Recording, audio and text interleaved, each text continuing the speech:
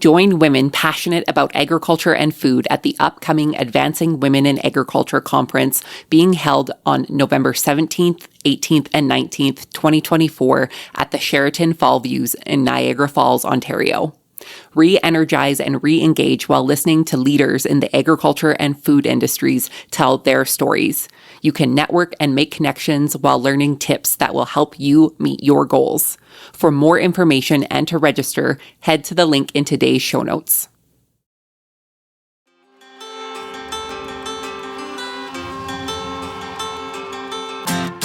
Hi, I'm Caitlin Dubin, and this is the Rural Woman Podcast. I'm a first-generation farmer who married into agriculture. Born and raised in a city, I was so unfamiliar with where my food came from, but I was determined to figure it out. Through my journey into agriculture, I saw women who were strong but humble, often taking a back seat. To me, these women were leaders who deserved a seat at the table. I created the Rural Woman Podcast to share the voices of women in an industry whose stories often went untold. The rural entrepreneurs who live and breathe their work, full of grit and pride. We come here to share our stories, to be in community with each other, to be challenged and inspired, but most importantly, to be celebrated and to be heard. We may not all live, farm, ranch, or homestead the same, but we are all connected. We are rural women, and our stories are worthy of being told.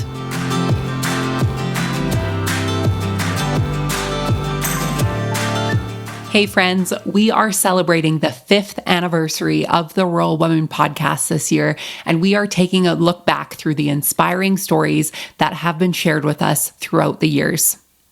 Looking back through these interviews, there are women who have been successful, who have persevered, and who have been resilient. There are women who have shared their stories who may not farm or ranch or homestead or work in the business that they used to. Things may be different for them now, but I know their stories have impact. And I hope that this is a solid reminder for those of you who have shared your stories or who are inspired to share your stories. Our stories are forever changing. And just because we may not farm, ranch, or homestead the same, our lives might not look the same. There has been growth here. Through the good, the bad, and the ugly, I think it's a solid reminder for all of us to look back to see how far we've come. So my friends, I hope you enjoy these throwback podcast episodes coming your way, and thank you for being here and for helping me celebrate the incredible stories of women in agriculture through the Rural Woman Podcast over the last 5 years. Enjoy.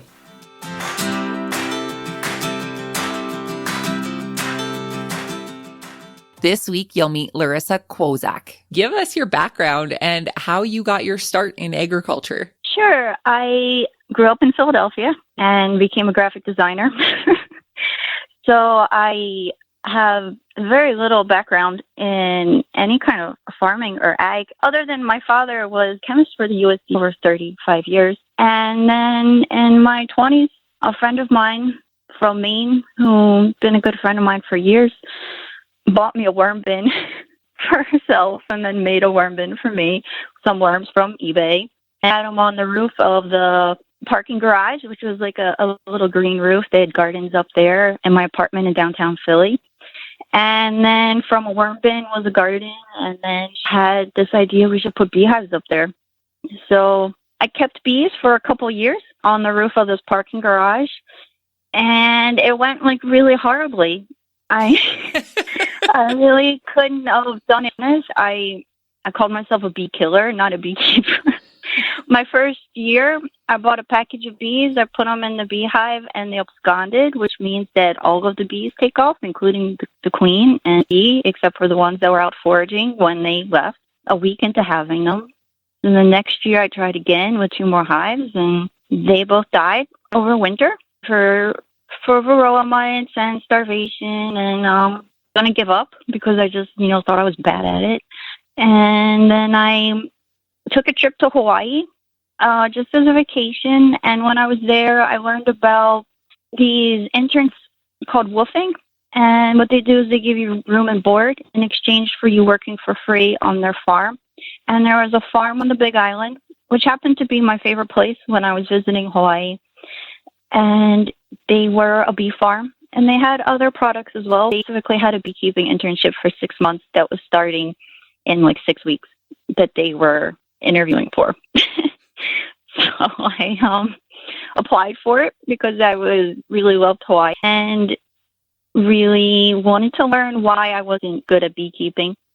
And they me because, having anyone that had any kind of knowledge of beekeeping was better than just having someone come and have to teach them everything from scratch. I spent 6 years working at their farm, and then while there, I took a job working at another beekeeping apiary down the street, and then worked for them for 7 years. I started my own apiary and Bee Happy, which is now what I run on my own and do beekeeping education as well on my own. Going to Hawaii and finding this internship seems like the jackpot of all internships, and being able to work for 6 months for this farm. Tell us what your biggest learning experiences were during this internship there on their farm. This internship, it was such a crazy internship.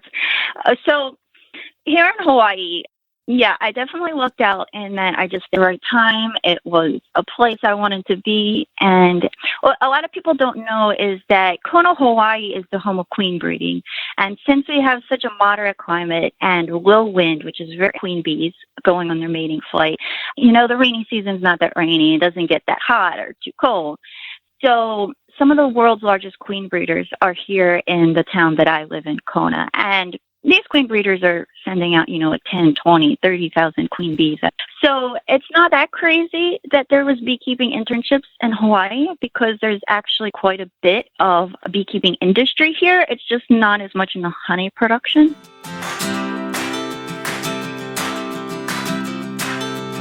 Today, you'll meet Colleen Sullivan. Give us your background. Who are you? Where are you from? And how the heck did you get your start in agriculture? Yeah, so I'm Colleen. I'm kind of known as Cappuccino in Cornfield. So I'm a working mom. I work full-time in corporate America. I'm busy raising 2 very active young boys. I'm married to an incredible guy who, for the most part, had a midlife crisis a couple of years ago. He quit his nice management job in corporate America and decided to take over his family's farming business 100%.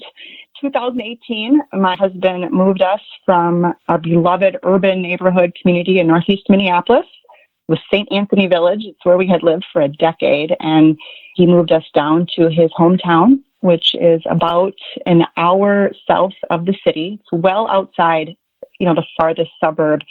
And it's a farming community. And I remember when I told my city friends, the first thing they wanted to know was, Colleen, where is the nearest Target store and Starbucks? And I remember thinking, I don't know. I have to look that up. And so I looked it up, and sure enough, it was a good 30-minute drive to the nearest Target. And I said right then and there, I am going to consider myself a rural woman. I am just going to jump in. And that's when I really started this Cappuccino in Cornfield blog and changed my Instagram handle a little bit just to document the transition and the meeting of these 2 worlds of mine, this kind of cappuccino urban life and then this cornfield kind of more farm life, because I don't come from a farming background at all. And so it was kind of a fun way for me to cheaper than therapy, I guess, too. So, it was a great way for me to kind of transition and just take the bull by the horns and really dive in. Have you found that by sharing your story, you've been able to connect with other women in agriculture?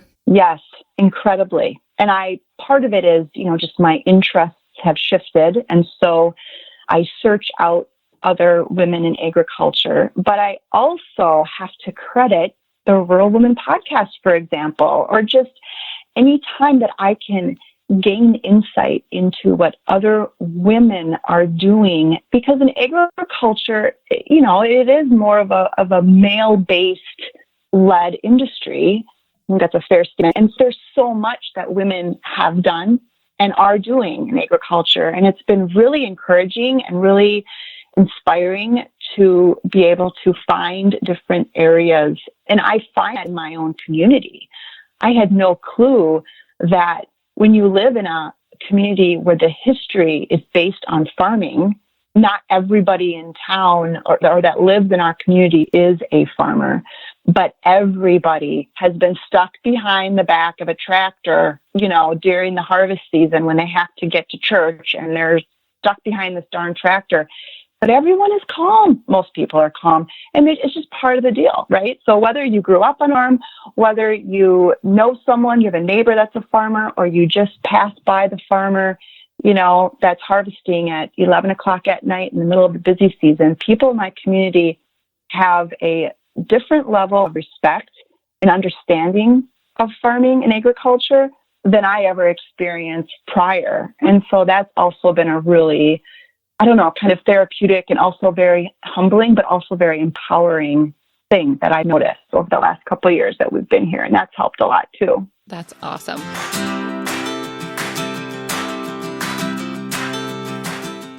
My name is Abigail Sickler, and I have a little bit of a different background, I think, than most people in agriculture to a certain degree. I was raised around the farm, but not on it. Our farm was actually 8 minutes away from where I grew up.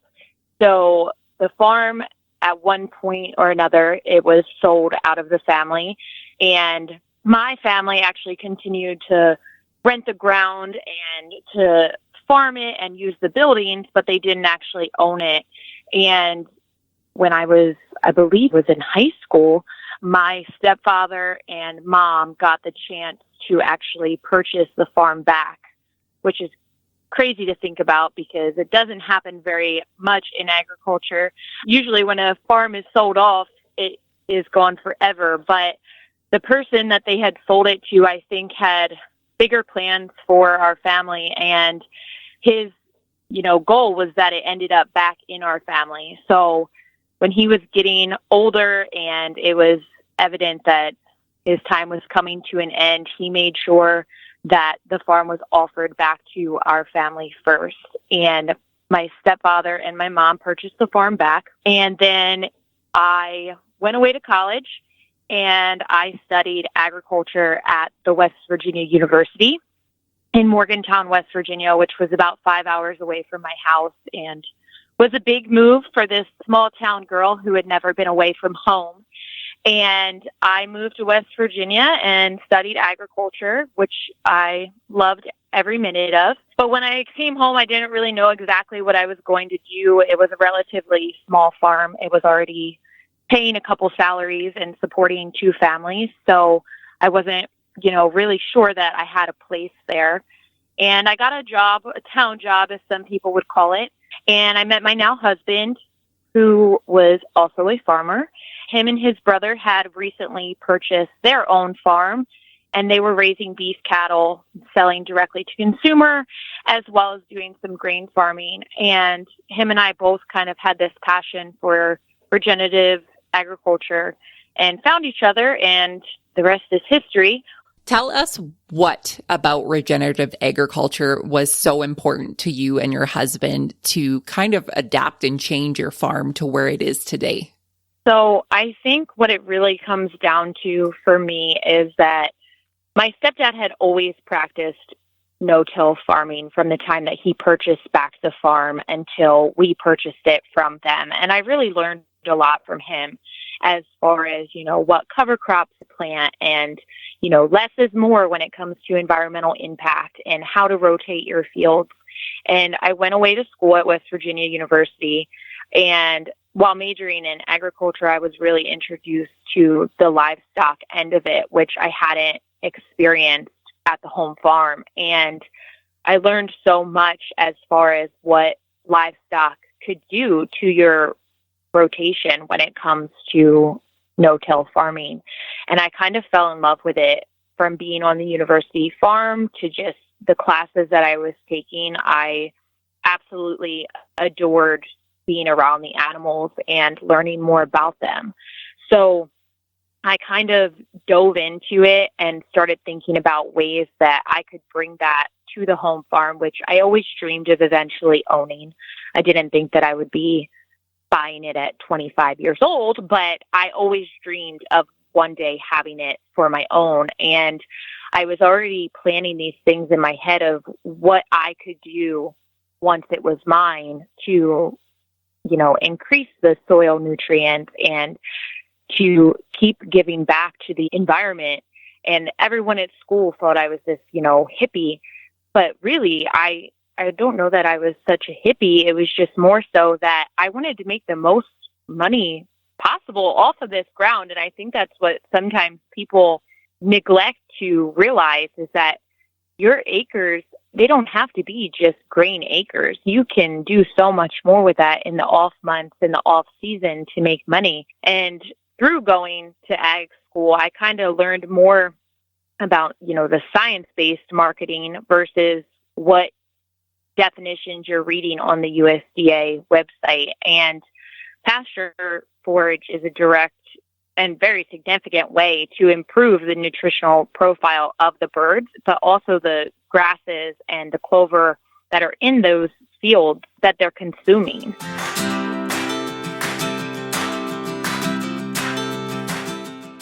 Today, you'll meet Jessika Greendeer. My name is Jessika Greendeer. I'm a member of the Kwoczak Nation and Deer Clan. The Kwoczak Nation is in our ancestral lands, which is now known as the state of Wisconsin. Although I lived and grew up in a very rural-heavy state, I did not grow up as a farmer. I found my way to agriculture through working at a large financial institution, later joining the U.S. Army, and then doing a veteran farming program. And here I am today. So I had a very backroads way of finding agriculture, but I'm grateful to be on it. That sounds like a very long road to agriculture. It is. So what was it following your military career that led you to agriculture? There are many reasons why, but a lot of it, really my inspiration for looking into agriculture was my father. My father he was dying in 2014 of complications from colon cancer. And before he passed, he had started up a community garden within one of our Kwoczak communities. And he also talked about how broken our food system was. And my initial intent for wanting to become a farmer was to be able to take care of essentially my own family and my extended family. And after I went to the Rodale Institute, my views broadened and I wanted to change the food system for my tribe. And of course, that's no easy feat, but it's something that continued to motivate me. So when I did get done with my training program, I came back to my people and worked in those gardens that my dad had initially envisioned. From there, I moved to the agricultural department of my tribe and tried to get more work going towards the food sovereignty going. And that eventually led me to Dream of Wild Health. So can you tell us what you're growing on your farm? Almost what we're not growing. We have a little bit of everything. So not only our, usual garden variety of vegetables to support not only our youth program, but our farmers markets and our version of the CSA, which is called the Indigenous Food Share. But then we also steward Indigenous seeds. And Indigenous seeds are any seed within what is now called the Americas. So, yeah, we have a lot. We've been able to grow a lot of food on 10 acres. Just last March 2020, we closed on another 20 acres of land just down the street. So that land, I'm focusing it more into agroforestry.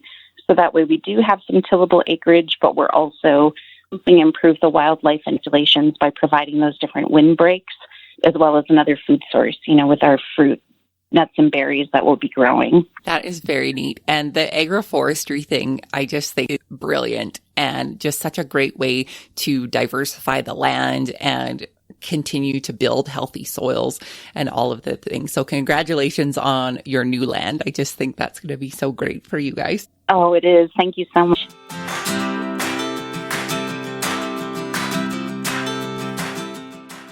So my name is Rachel Jarman, and I live in, I'll call it South Central Ohio. I grew up on a grain farm. My dad raised corn, soybeans, wheat, and a little bit of hay. I went to college at The Ohio State University and graduated with a degree in Ag Systems Management, which has been something that's allowed me to do whatever I wanted in agriculture as far as career-wise. And, my love of agriculture really just started by riding in the combine with my dad. And I have the fondest memories of just planting and harvest and everything that goes with that, and 4-H animals, and, everything that has to do with living on a farm. Rachel, I have kind of a two-part question here. Okay. What do you want to tell farmers who may be struggling, but maybe too afraid to ask or too proud to ask for help? Because I know we chatted about this before we hit record, the stigma when it comes to mental health in agriculture can be a lot for some farmers. And I think, farmers who may have a physical disability may be struggling with the mental aspect of having that disability. So if there's somebody listening that is struggling, what do you want to tell them? I guess I want them to know that we want to help, and we want to show you all the cool things that we can connect you with to help you, and that your life would be so much better, or maybe we can make your life so much easier on the farm if you would just reach out. I want them to know that maybe they feel judgment from somebody locally or somebody in their family, that they're not going to have that here, that I've felt like different clients I've had that, have said, well, I kind of balked at the idea at first, but I'm so glad I did this. They just felt like talking to Agribility was talking to someone in a third party, that it wasn't trying to convince their wife of something, or it wasn't the son trying to convince dad that he needed help. It was this third party person that came in and said, look at all these things that we can add to your farm or to your operation or to your ranch or to whatever that can make that tractor ride easier, or getting up in that tractor easier, or picking up that hay bale easier, less back pain, less knee pain, like you can farm more if you just ask for that assistance. Absolutely. And I shouldn't say I've always had this mentality, but over the last few years, I've had the mentality that it is hard to ask for help, but I would argue that it's harder to suffer in silence. And I think that really correlates, whether that's mentally or physically, in agriculture. I 100% agree.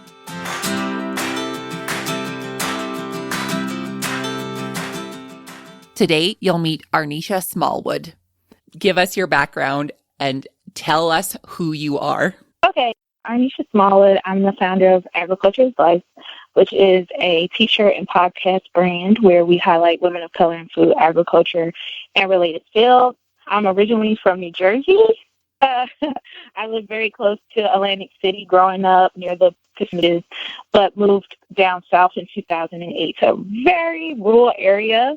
So that was a big adjustment for me. We chatted a little bit about this before we started podcasting, but we chat about how women, specifically in agriculture, maybe are not highlighted in a way that is celebrating them and or at all. So the Agriculture is Life podcast is similar in the way that the Rural Woman podcast is highlighting the voices of women in agriculture. Tell me why it was important for you in the Agriculture is Life podcast to highlight specifically the women agriculture. Yeah, so my whole thing with Agriculture is Life is my brand is created by a woman of color for a woman of color. So they know that they have a safe space. We don't always get safe. They know it's really hard being a woman and a woman of color in the ag space sometimes, because sometimes you're the only one that looks like you. And also we deal with, racism, microaggression, belittling, just things like that can be really hard to deal with. And when you're someone that has been through what you've been through to talk to, or even just view their story, it can be really hard. And I've said this before in other interviews. One reason that as well, outside of my mom, was Dr. Chastity English. She was an ag education professor at North Carolina A&T. She did so much for me.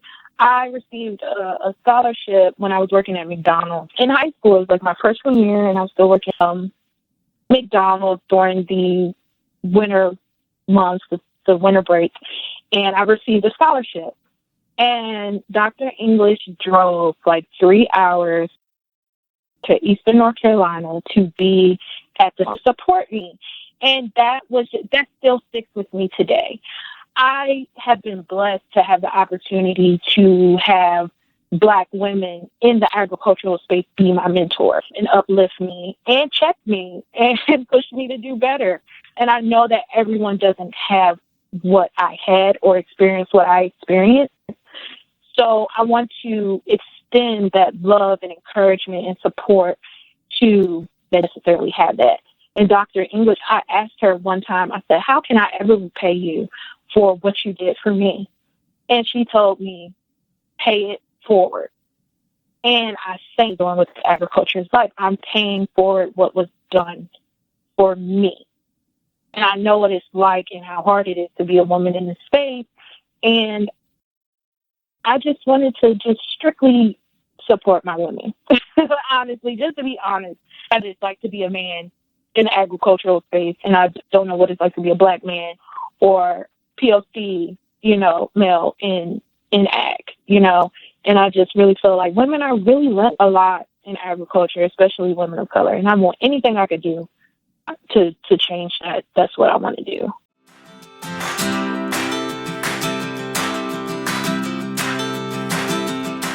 Calling all women passionate about agriculture and food. Join us at the Advancing Women in Agriculture Conference, November 17th through 19th, 2024, at the Sheraton Falls View in Niagara Falls, Ontario. Whether you're a university student studying agriculture, a producer, an entrepreneur, or working in agribusiness, this conference is for you. The Advancing Women in Agriculture Conference empowers women to grow their careers, families, and communities through communication and coaching, mentoring and networking, financial management and independence, health and work-life balance, career planning, and goal setting. With a rich history of connecting women across Canada and parts of the U.S., Advancing Women delivers top-notch speakers, including industry experts, business leaders, and motivational speakers. Don't miss out. Register today at advancingwomenconference.ca or by heading to the link in today's show notes.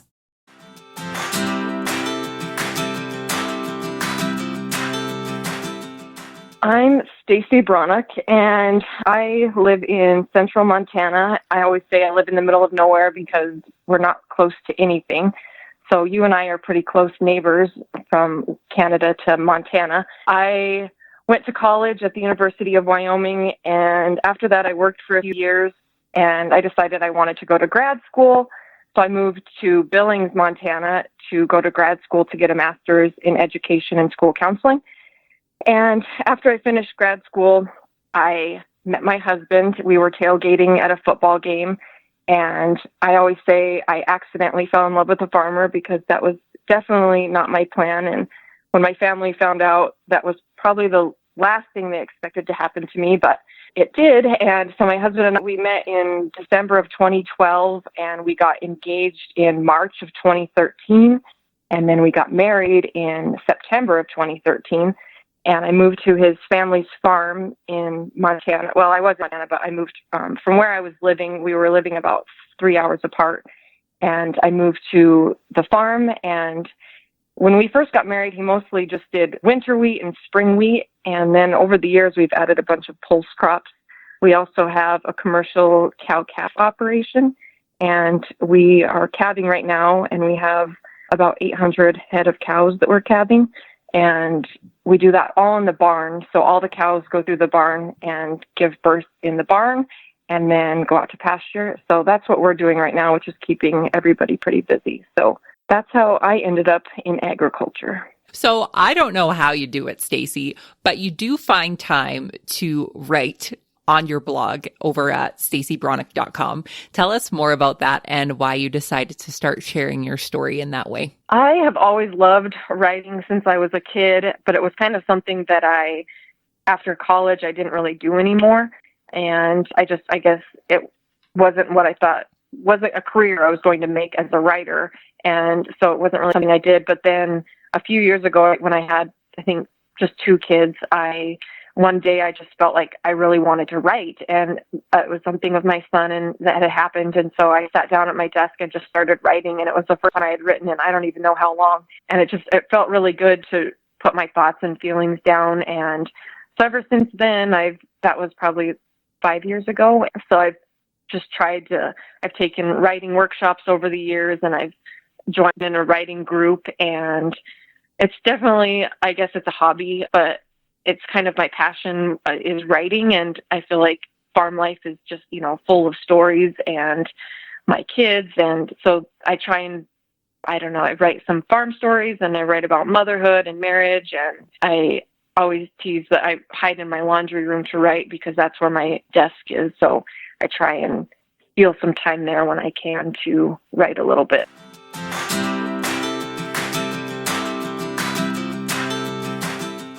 Today, you'll meet Sarah Cross. For the listeners who are unfamiliar with you, give us your background and how you got started in agriculture. It's been a little bit of a untraditional journey, perhaps. I'm actually from Los Angeles and grew up there until I was 26. So I'm a city girl, born and raised, but I came to Indiana to pursue a graduate degree in archaeology.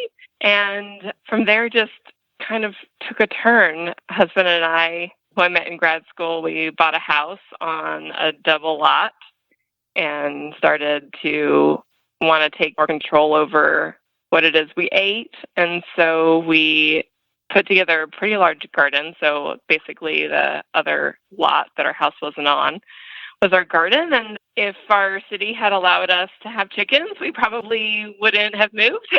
But since chickens are the gateway drug to the world of agricultural and homesteading, we started our quest for land. And so that actually lasted 3 years. We, I think, happened to enter the real estate market at the time when every single other person did as well. So finding the land was really hard. We were outbid multiple times, and things were really expensive where we used to live. And then we finally got fed up, and we entered a search on Realtor.com for any place in Indiana, and we ended up here on just over 35 acres in central southeastern Indiana.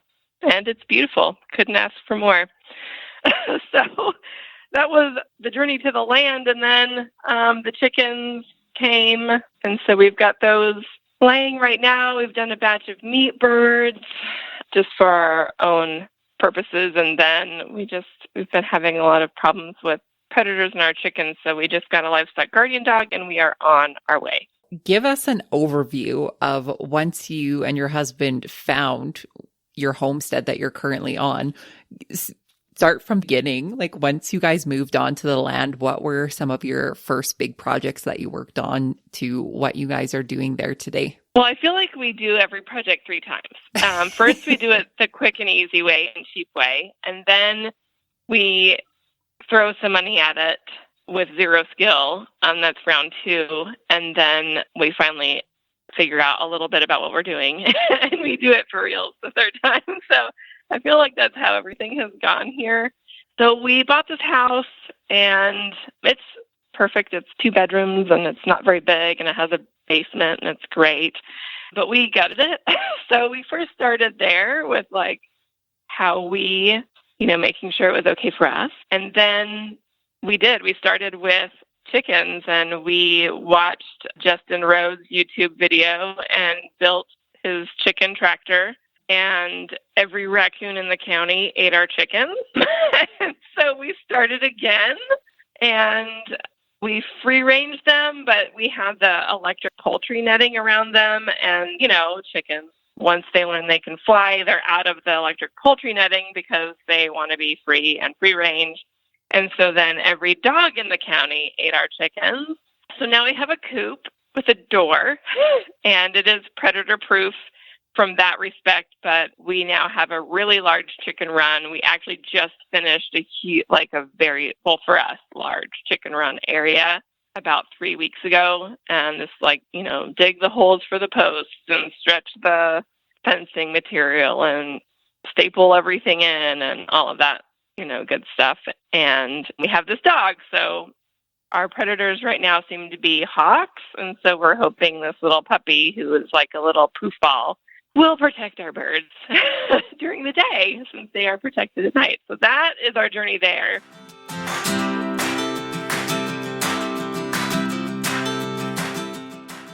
This week, you'll meet Dr. Natasha Kutryk. Natasha, for our listeners who are unfamiliar with you, give us your background. How did you get your start in agriculture?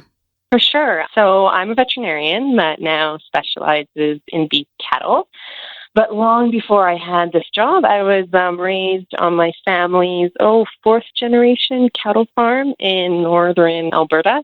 So I feel like most farm kids on a cattle farm, I was involved in 4-H and the day-to-day operations. So that's kind of where my passion was ignited. And then from there, I kind of had a roundabout way. I did mixed animal practice and small animal work, and then finally ended up where I always wanted to be, which was specializing in beef cattle.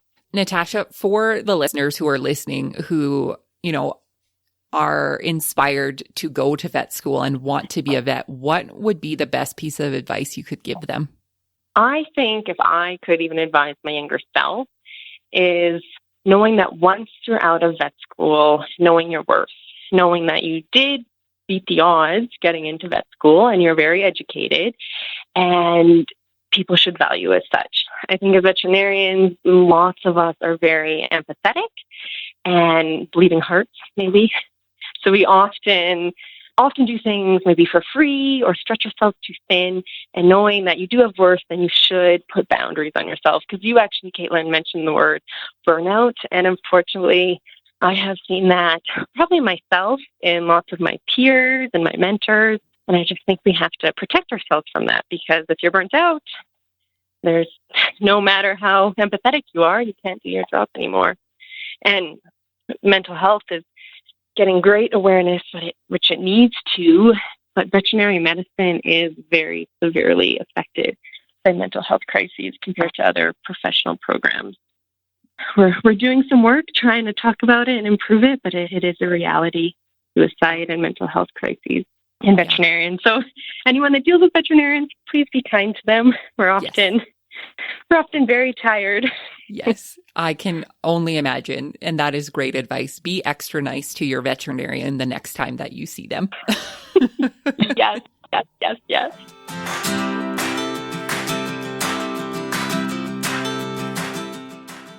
So my name's Jillian Byers. I live in Blue Ridge, which is about 1.5 hours northwest of Edmonton. My hubby and I, we bought our farm in 2011. And I had just graduated from school, and we were together for about a year, and we jumped into agriculture. Both of us have an agriculture background to a very minor extent. I grew up on a hobby farm, and he grew up in Vegreville, and his family had a few cows, and we had a few horses, that kind of thing. And then we just had the same passions, and we decided to go into farming and get some cows. So it's been quite the journey, that's for sure. Well, that's a way to start, right? Like, go on a few dates, be together for a year. Well, let's start a farm. Yeah, exactly. Tell us about some of the biggest challenges that you have faced so far when it comes to your farm store. I think probably the biggest one, there was just so much doubt. And it's funny, there still is. Like, my weekends since November have been packed. I've been busy. I've maybe had a few 5-minute lulls, but otherwise there's always somebody in the store. During those 5-minute lulls, I'm like, okay, that's it. No one else is coming. And I think having that doubt, I'm like, I just need to kick that out the door, because really the community has come together and they're really showing that support and whatnot. Otherwise, little things like getting it heated, so having heaters and, worrying about the power going out, little fluctuations like that. So I make sure to check it daily or at least every couple of days. Then we have to invest in certain things. So we put up like a little playground. So definitely money has been a limiting factor. I want to do more, but I can't until I earn a bit more, kind of thing. But it's slowly coming together. And I think doing it slowly allows me to do it well and really think it out and really plan. So I've got a notebook where I just write and write and write. And I have all these ideas. And sometimes they work out really well. And then sometimes I'm like, oh no, what was I thinking? I got that idea out. But the ideas are all written out and they're thought out. And so when I have enough funds to actually put them into action, I feel very confident in them. And really it comes down to that deep intuition, like, is this idea going to work? And sometimes I'll hash it out with my family or with Brett, with my husband, and sometimes they're very supportive. Most of the time they are, but sometimes they're like, oh, Jillian, you don't know, and I'll do it anyways. And sometimes it works out and sometimes it doesn't. And I think you just have to try. And if you have that gut urge to do something, I think you have to do it right.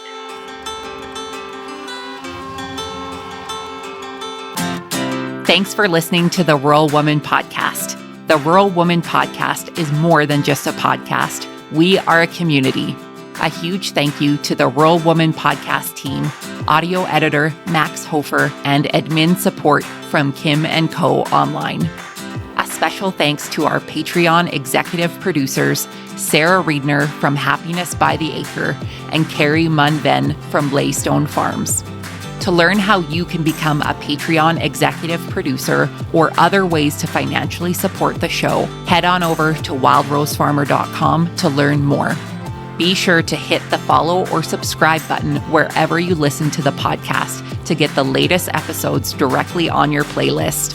And if you are loving the show, please be sure to leave a rating and review on Apple Podcasts or any other platform that accepts ratings and reviews. You can connect with us on social media at The Rural Woman Podcast and with me at Wild Rose Farmer. One of the best ways you can support the show is by sharing it. Send this episode to a friend or share on your social media. Let's strengthen and amplify the voices of women in agriculture together. Until next time, my friend, keep sharing your story.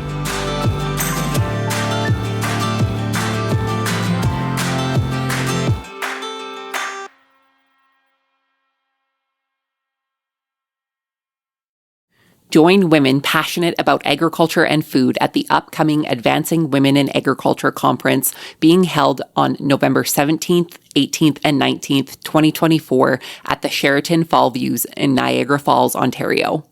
Re-energize and re-engage while listening to leaders in the agriculture and food industries tell their stories. You can network and make connections while learning tips that will help you meet your goals. For more information and to register, head to the link in today's show notes.